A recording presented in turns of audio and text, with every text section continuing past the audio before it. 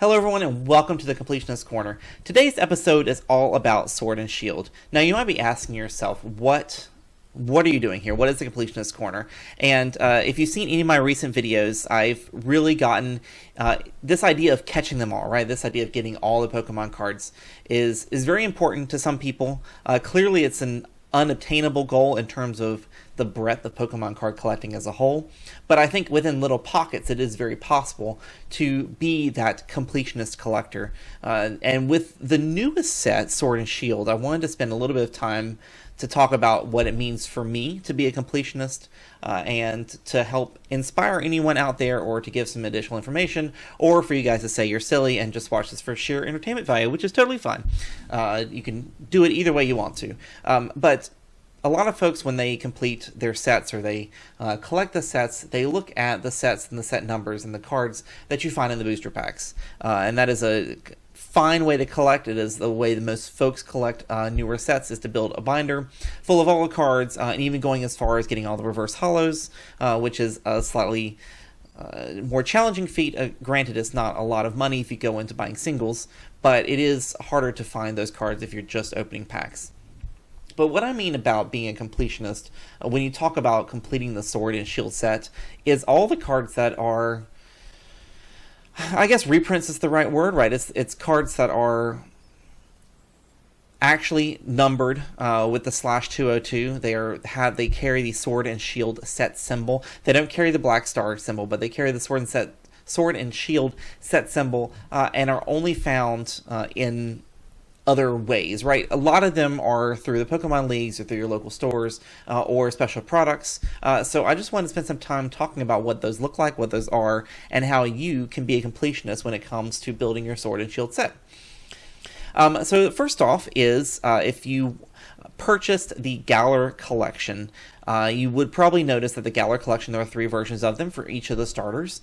Each one of those had a Black Star promo for the starter that was featured on the box for that particular collection. However, the other 2 starters were essentially reprints of the common version of that card that you can find in the set itself. However, these were hollow foil variants, and those are only obtainable in those particular boxes. So that's first off. Those are the first cards in the back of my Sword and Shield binder as part of my completionist need to fill every card from this set that carries that set symbol.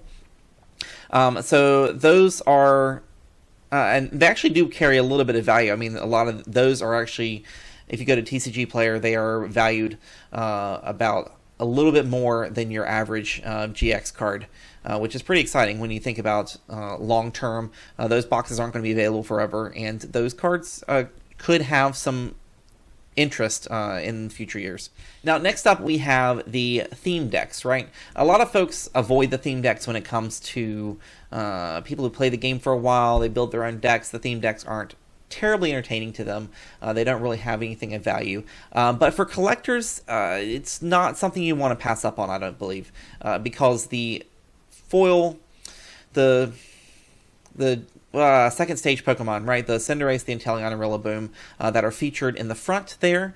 Yes, they are reprints of cards you can find in the set, but they're reprints of a card that you can only find in a non-hollow form in the set. And they are what they're calling a cracked ice hollow. So it's a different hollow foil pattern than is in the set. So that makes them unique and special, and definitely part of any completionist set.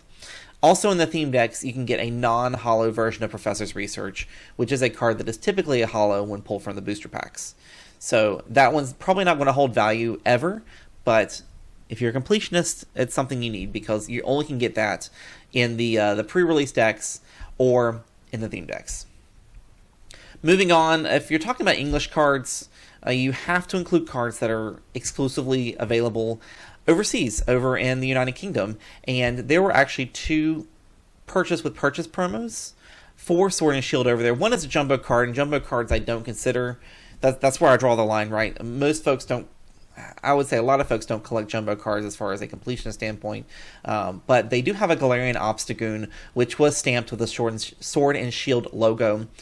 So the hollow Galarian Obstagoon, which is number 119, it is a purchase with purchase available, and it was available in Ireland at the Essen stores, and it was also available in the UK at the game stores, GAME.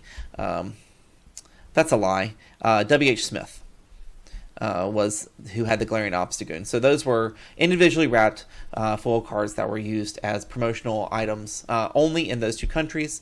Again, Completionist, and go and find that. There aren't many of them out there. I just grabbed one off of eBay. I'm looking forward to it getting here. I did not see many out there, so you might have to hunt around for those if that is something you're interested in. Somewhat slightly less exciting, but still important, I believe, is in the pre-release Build and Battle boxes, there were non-holo versions of Rillaboom, Inteleon, the Galarian Obstagoon, and Marnie. So those are all available in those pre-release Build and Battle boxes, and definitely check those out, because they are not something you can get from a pack. They're not something you can get anywhere else aside from those, or unless you buy them as a single from somewhere. Moving on to the Pokemon League promos. So the League Cup promo, there was a reverse holo quick ball, which is stamped with the Pokemon League, and there's also a staff version of that. Staff cards always tend to be a little more expensive because they are harder to find, they're a bit rarer, and they tend to be kept by the staffer who runs those events. So if you can find one, snag one up, great. Last time I checked, the prices were running in the $15-$20 range, so definitely something to look out for. And Quick Ball is definitely a popular card in and of itself, so getting the reverse holo with the staff promo stamped on it would be really cool.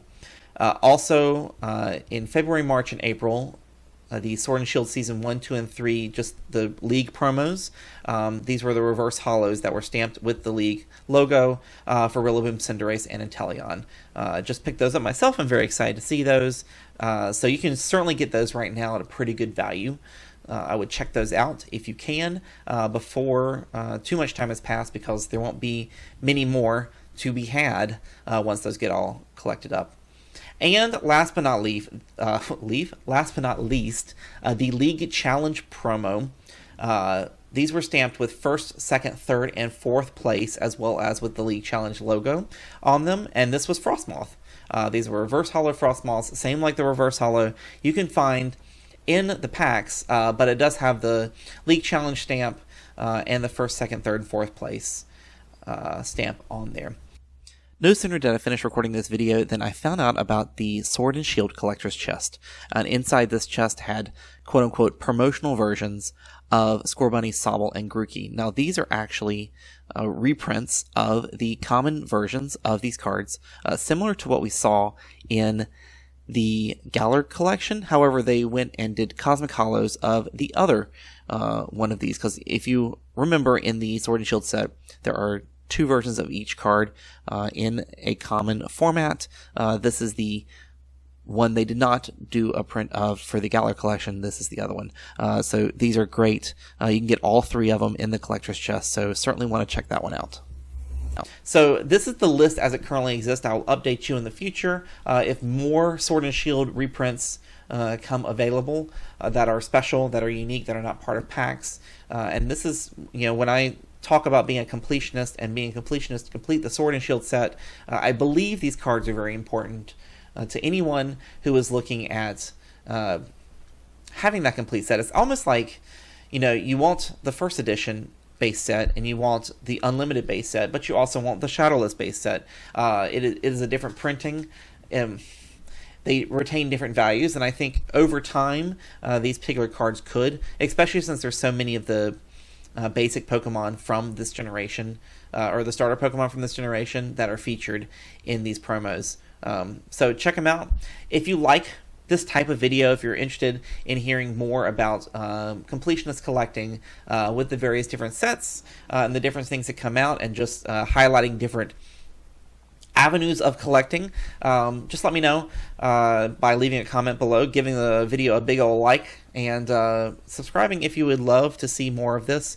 My name is Jason. I do Pokemon card openings every Wednesday and Sunday at 5 p.m. Eastern Standard Time, and I'm going to try to keep this series up on Monday evenings at 5 p.m. So check it out, and we hope to see you again in the next video.